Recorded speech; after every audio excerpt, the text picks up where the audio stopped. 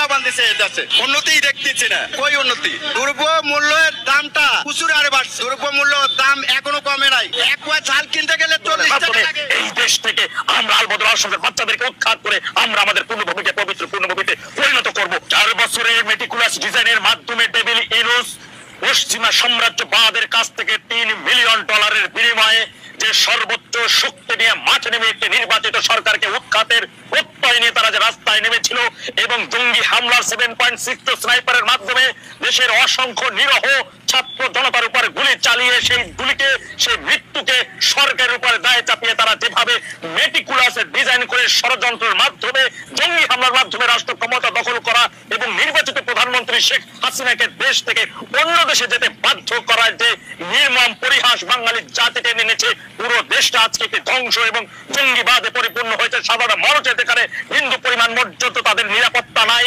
দেশের আইন শৃঙ্খলার চরমভাবে অবনতি হয়েছে, লক্ষ লক্ষ কোটি টাকা এরই মধ্যে বিদেশে পাচার হয়ে গেছেন। দেশবাসী আপনারা দেখেছেন যে বর্তমান যে হয়তো অনেকেই দেখেনি, তবে 24-এর গর্জিত মির্জাফর সার্জিস আলমকে মানুষ অস্পষ্ট দেখেছে।